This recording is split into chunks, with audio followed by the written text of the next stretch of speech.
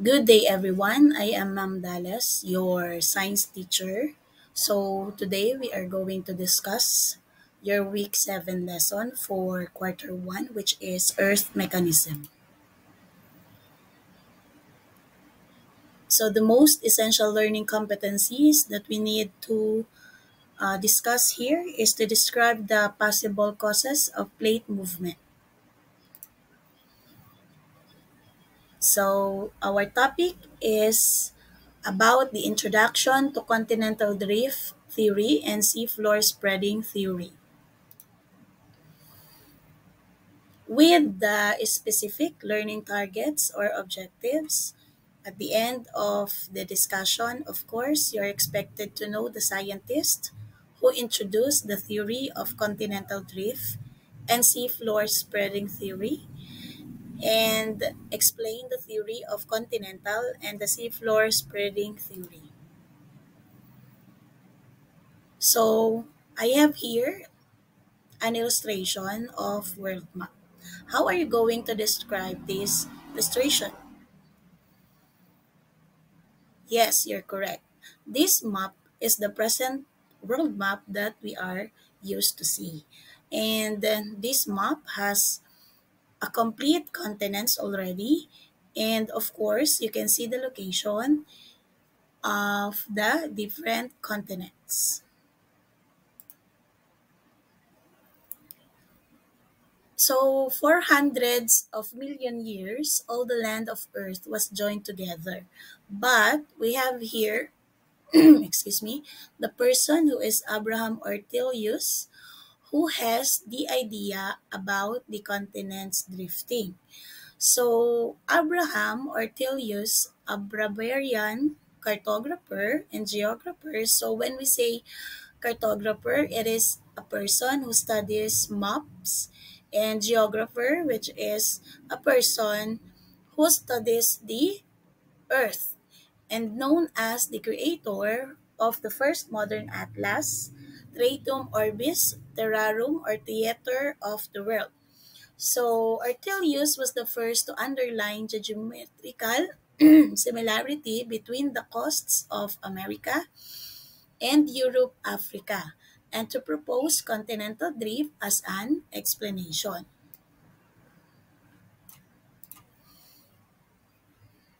So, as we mentioned, continental drift. What is continental drift? And who was the proponent of this theory? So, the continental drift theory refers to the movement of the Earth's continents relative to each other, appearing to drift across the ocean bed. And this theory is published in the book Origin of Continents and Oceans by Alfred Wegener. Okay, so the continental drift is the idea that continents possibly move due to the movements of plate tectonics. So like a conveyor belt, continents ride on a plasticky layer known as the asthenosphere. So as you can see here in the picture, in the world map, um, this is the South America and the Africa. So as you can see, this is more likely to be compared as a jigsaw puzzle. So that is the theory of Wegener all about. So this continental drift theory was proposed by Alfred Wegener, 1880 to 1830. Uh, he was a German meteorologist actually, and when we say meteorologist, it studies heavenly bodies. So according to Wegener, the continents were once joined together in a large landmass called supercontinent or Pangaea. Okay, so now let's think. Now let's go deeper within the formation of these um, continents of our world. Let's think in geological time. Instead of just years, how far have continents moved over millions of years? So as we all know that we have these specific periods in which we can say that there is a geological, or we can call also that geological time. Say for instance, during Permian period, 250 million years ago, so this is actually the continents look like, or continent rather. So it is composed of only one continent, which is Pangaea. And then, because of convection in the mantle, we can accredit our constantly relining continents from coast to coast. Pangaea was surrounded by superocean called Pantalasa.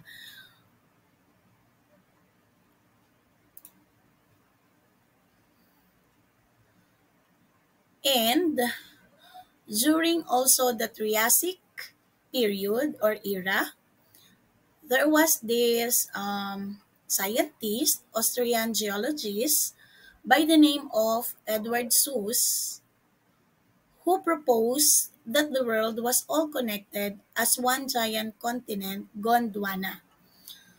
So at one time, he also theorized that there was no giant ocean, but there is an ocean called Tethys. So Edward Suess proposed that the large part of the continent is known as Guanaland. Okay, so by this theory, he considered that the two basic supercontinents was actually Laurasia and Gondwana. So the Laurasia is comprises of today's North America, Europe, Greenland, and Asia in the north, while Gondwana was pieced together with present-day Africa, South America, Australia, and Antarctica. So by this time, Triassic period, 200 million years ago, humans didn't exist. Instead, dinosaurs dominated the land. Okay, so the next period is the Jurassic period. As you can see, there is changes in the supercontinent here. You can notice that there is some spaces that divides these continents. So 145 million years ago in the Jurassic period, oceans began taking shape because of the movement of the continents. It opens the path for oceans to fill in the separation of the continents. And, of course, as the continents drifted away from each other, Pangaea became less recognizable after each millennium. And with that, we have here the Cretaceous era. This was 65 million years ago, and it is also considered to be near to our present day. So Cretaceous period and the Cretaceous period, present day geography has become more distinguishable. All of the sudden, the world map starts to resemble something we are all familiar with. But it's not quite there just yet. For example, we have a clear division between Europe and North America. Okay, so as you can see here, the northern part has a division within the North America, but it is not a gradually change at all. So, hindi pa ganun ka-klaro yung kanyang division. Not until, not until today, the present day. Okay, so this present day, as you can see, there is a big, no, a big comparison between this map and our present world map. So for example, notice the striking similarities of continental boundaries aligning on a world map. We also have a strong evidence of Pangaea because we find fossils from the Pangaea supercontinent from animals that couldn't swim or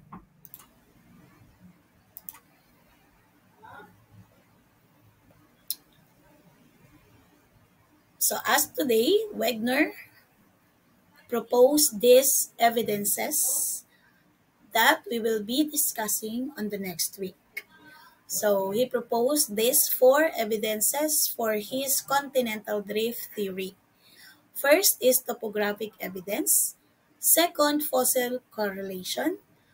Third, rock formation. And fourth, the paleoclimatic evidences.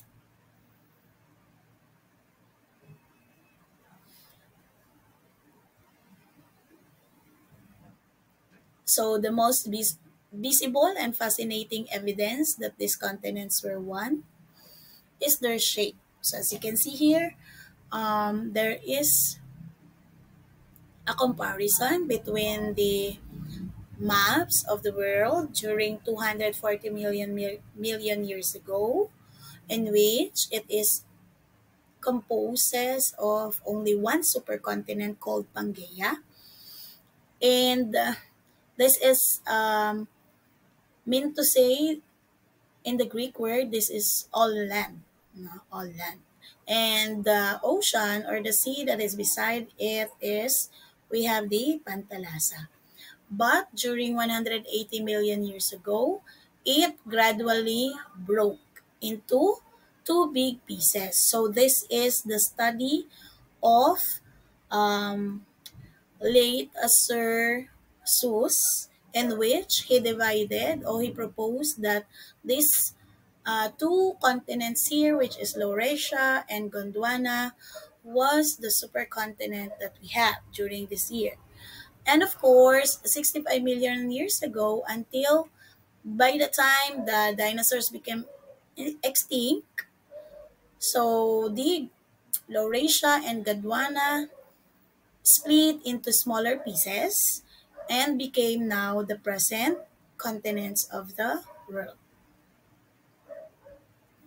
So why Wegener introduced the continental drift? As you can see, if you're going to think deeper, in this 65 million years ago, we have here South America and Africa. And they're more likely a puzzle. So if there's no space in between them, they can probably fit and became a one land. But that is the idea of Wegener.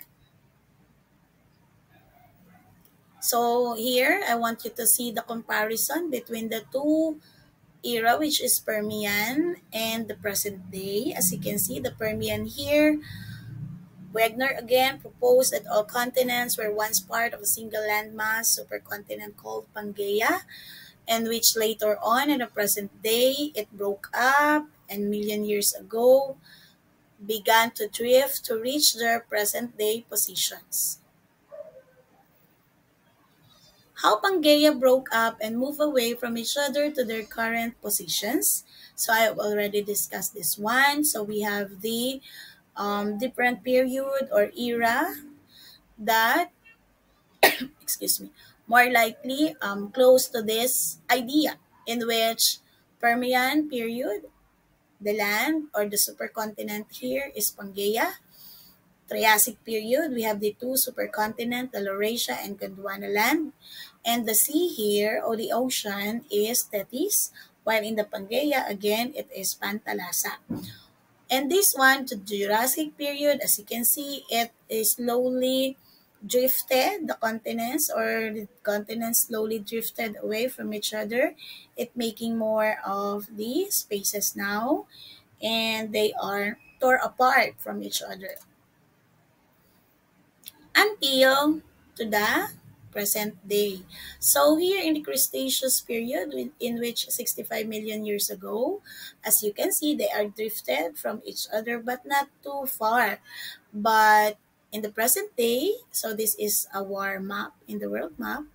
So there is a big difference between these two. Now, let us discuss the second theory, in which the seafloor spreading theory. So when we say seafloor, of course, we're talking about the sea and the floor of this sea or ocean. So scientists believe that this is the reason why the continents drifted away from each other. So when we say seafloor spreading theory, there is a movement in the seafloor. As you can see in this JF, the magma comes out to the mid-ocean ridge. That's the reason why these two plates here move away from each other. So now, what is a seafloor spreading theory?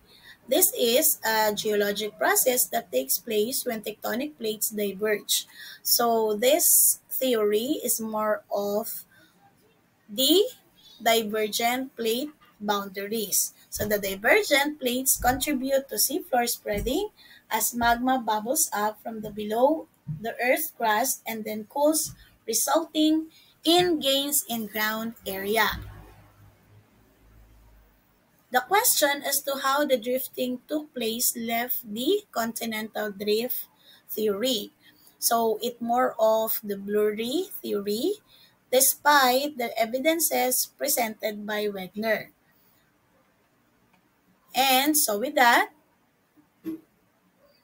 in the early 1960s, scientist Harry Hess, together with Robert Deitz, proposed the seafloor spreading theory.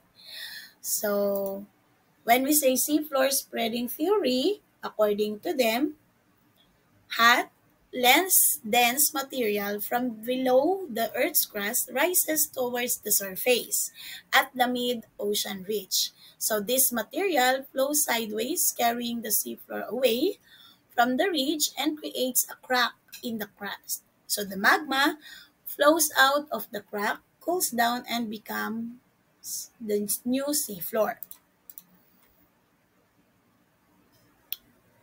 So I have here the illustration in which um, shows the seafloor spreading theory. So in the place where two oceanic plates collides or where an oceanic plates and the continental plate collide, a subduction zone occurs. So as the new seafloor form at the mid-ocean ridge, the old seafloor farthest from the ridge is destroyed at the subduction zone.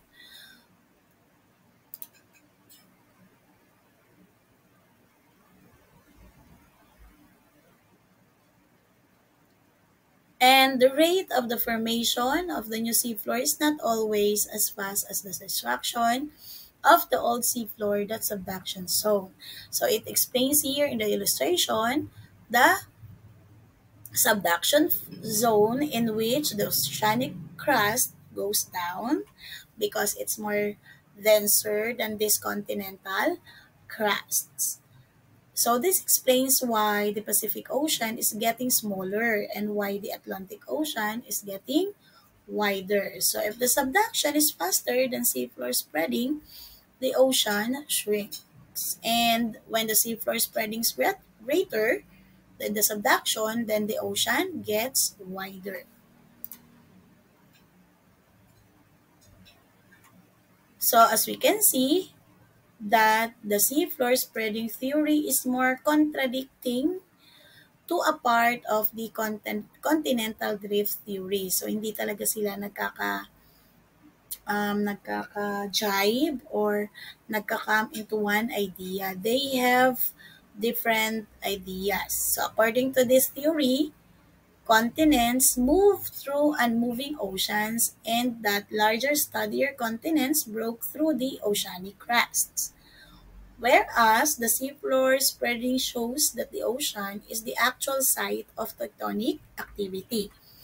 So there is a huge difference between the two because um, Wegner focuses on the continental crust, and then this seafloor spreading theory focuses on the oceanic crust. By the way, we have here the findings that support seafloor spreading theory, which we will more elaborate this one in the next week in our next discussion.